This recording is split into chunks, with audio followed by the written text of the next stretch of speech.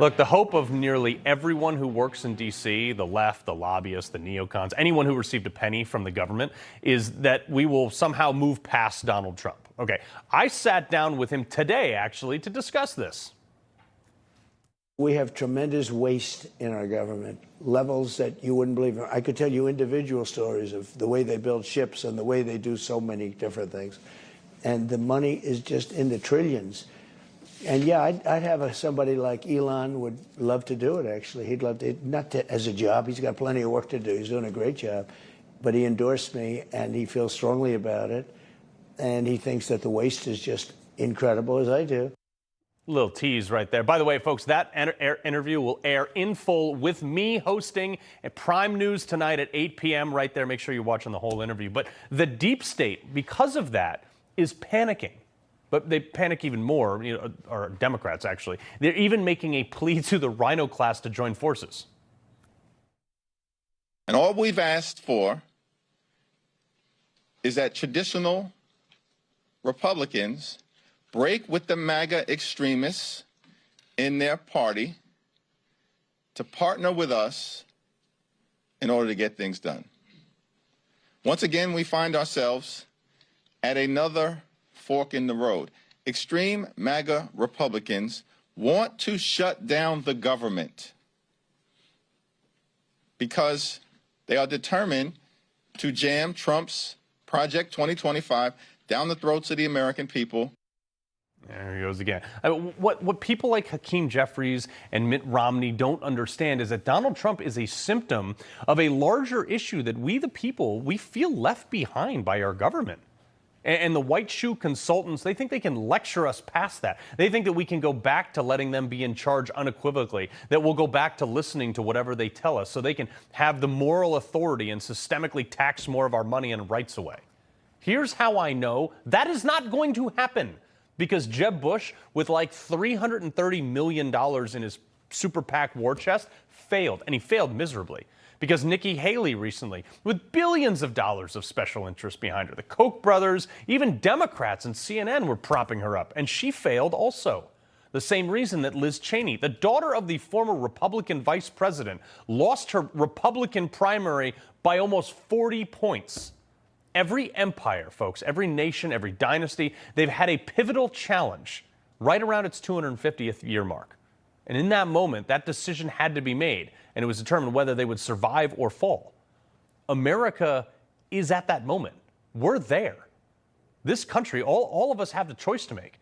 For the first time in the history of our country, we're deciding whether or not we're going to reverse the exponential growth of government, or by voting for Democrats, allow it to sink its claws deeper into us. Forget Donald Trump for just a minute here. Our founding fathers designed a representative government for a reason. And the further we've gotten from that is unbelievable. The less represented, I feel, at least the average person probably feels as well. And the more represented a very small but a very wealthy group has grown to be. Ironically, the very things Democrats campaign against, like, big corporations, they have embraced wholeheartedly, seemingly ignoring the reality of their very concept. You think people in D.C. represent you? They have an entirely different set of rules upon them. And why? They're citizens. They're just like you and me. They work for us. We pay their salaries. We don't owe them. They owe us. And if you think I'm wrong, why were members of Congress exempted from Obamacare? You and I had to prove that we had health insurance, or we would be penalized in a country that doesn't force us to prove that we're citizens, by the way, in order to reap the benefits of our tax system. It's unbelievable. Members of Congress exempted themselves from vaccine mandates, but they tried to force you and me to prove that we were vaccinated, even to buy groceries sometimes. They tried to have me fired from my job for refusing the jab. But if you remember, if you're a member of Congress or even worked for a congressman, you got special dispensation. You didn't have to get it. If Congress lies to me, it's called politics. If I lie to them, the people who work for me, it's a felony.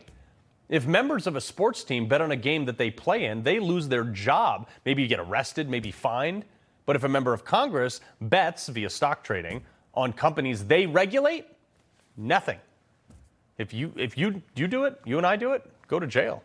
Just ask Martha Stewart.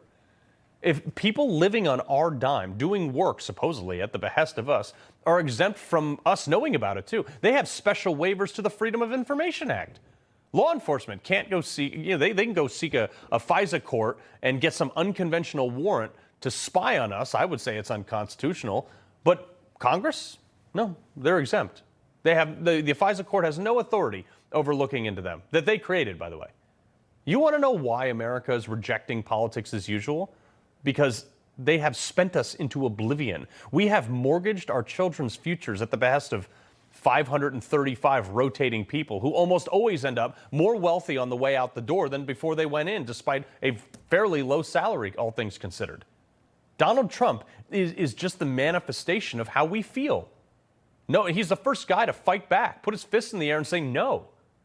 Nothing the establishment or old guard Republicans can do will reinstill faith in another massive GOP takeover. We want a massive overhaul of the federal government, folks. But they don't do that because everybody in the establishment, on the left and the right, is getting richer by like factors of 10 while trying to increase our dependency on them, while they try to strip us of more of our God-given rights. And I'm tired of it. In 47 days, America has to decide, is this a country of, by, and for the people, or of, by, and for the government?